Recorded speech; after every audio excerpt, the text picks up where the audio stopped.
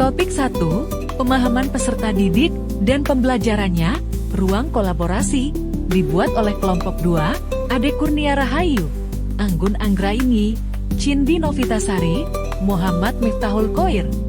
Menurut Anda, apa yang membuat peserta didik mampu mengerjakan soal dengan baik pada percobaan kedua tanpa melihat urutan langkah pengerjaan soal?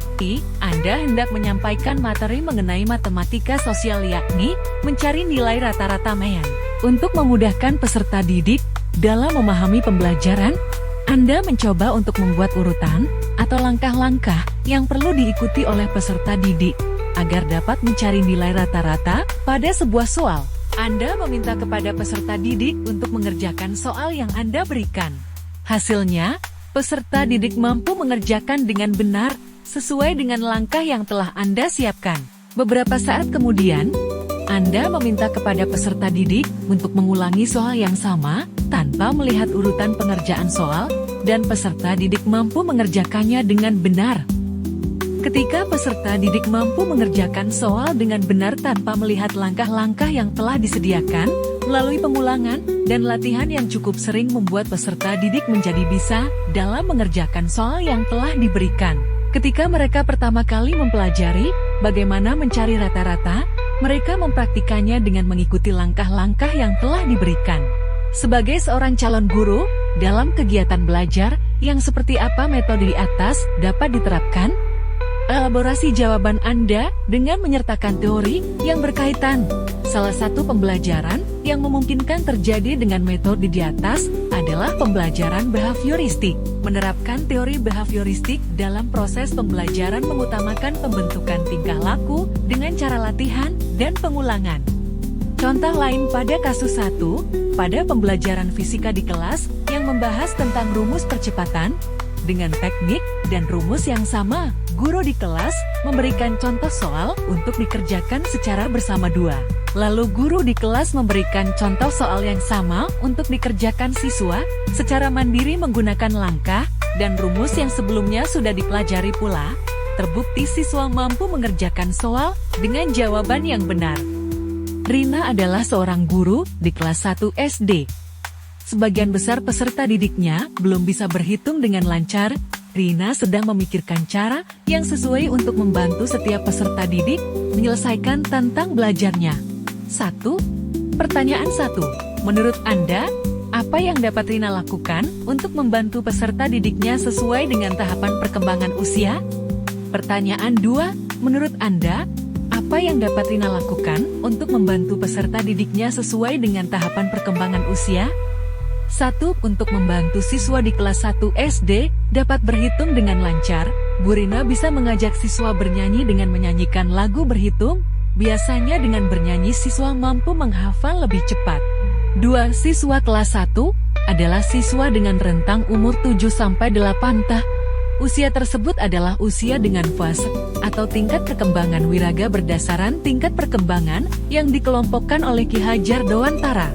Fase perkembangan siswa umur 7-8 tahun adalah usia dengan masa yang aktif dan penuh dengan pertanyaan. Hal tersebut dapat membuat siswa untuk aktif mengingat termasuk mengingat lagu yang setiap hari mereka dengar. Maka Bu Rina dapat melakukan kegiatan bernyanyi ini setiap hari di kelas. Bahkan metode tersebut bisa dijadikan sebagai sesi isi breaking agar siswa tidak bosan ketika di kelas. Contoh kasus lain dari kasus 2. Contoh kasus, Nina adalah seorang guru di kelas 1 SD. Sebagian besar peserta didiknya mengalami kesulitan dalam membaca. Nina sedang mencari cara yang sesuai untuk membantu setiap siswa meningkatkan keterampilan membaca. Solusi, siswa bisa diajak bernyanyi bersama dengan lagu penghafalan abjad dan juga secara bergantian siswa maju ke depan untuk bermain tebak duaan huruf dengan tujuan mengukur sudah sejauh apa pengetahuan siswa. Teori belajar konstruktivisme Jean Piaget pada pandangan konstruktivisme, pengetahuan tumbuh dan berkembang melalui pengalaman. Pemahaman berkembang semakin dalam dan kuat apabila selalu diuji oleh berbagai macam pengalaman baru. Karena siswa kelas 1 memiliki pengalaman belajar pada saat TK yaitu belajar sambil bermain, kondisi tersebut adalah peralihan dari TK menuju kelas 1. Kasus 3, Mada adalah seorang guru yang mengajar di salah satu sekolah negeri wilayah Bali. Ia mengampu mata pelajaran bahasa Indonesia. Ia hendak mengajarkan materi teks deskripsi pada peserta didiknya. Pada buku cetak yang menjadi panduannya saat mengajar, terdapat beberapa contoh teks deskripsi menceritakan tentang bangunan-bangunan pencakar langit yang ada di ibu kota. Dengan memperhatikan latar belakang setiap peserta didiknya, Made pun mencoba untuk memberikan contoh berbeda. Ia memberikan contoh teks deskripsi tentang pantai dan makanan khas di Bali. Menurut Anda, apakah pertimbangan dan keputusan Made sudah sesuai? Mengapa demikian? Prinsip apa yang Made gunakan dalam kasus tersebut? Elaborasi jawaban Anda dengan menyertakan teori yang berkaitan. Answer 1, menurut kami pertimbangan dan keputusan Made sudah sesuai karena dengan melihat latar belakang peserta didik, kemudian memberi contoh yang berbeda dengan buku panduan saat mengajar. Dengan memilih contoh yang relevan dengan kehidupan sehari-hari peserta didiknya, membuat materi lebih mudah dipahami dan lebih menarik.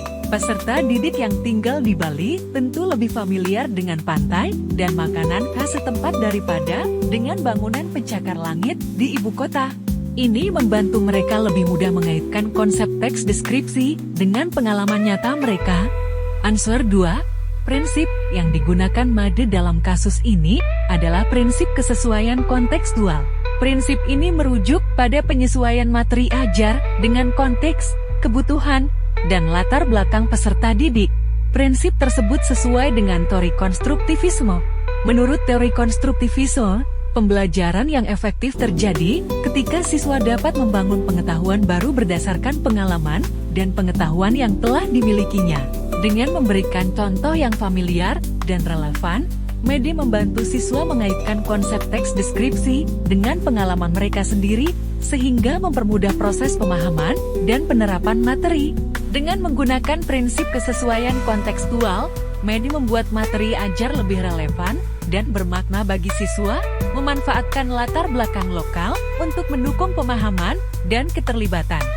Diana adalah seorang guru di salah satu sekolah negeri di kota Palangkaraya. Ia mengajar mata pelajaran bahasa Indonesia dan ingin memperkenalkan materi teks deskripsi kepada siswa-siswinya. Di buku panduan, terdapat contoh teks deskripsi tentang hewan-hewan langka di hutan tropis. Namun, Diana menyadari bahwa banyak siswanya lebih akrab dengan budaya lokal. Untuk itu, ia memilih untuk memberikan contoh teks deskripsi tentang sejarah Huma Betang dan kerajinan tangan tradisional di kota Palangkaraya. Terima kasih telah menonton video hasil diskusi kami. Sampai jumpa di video selanjutnya.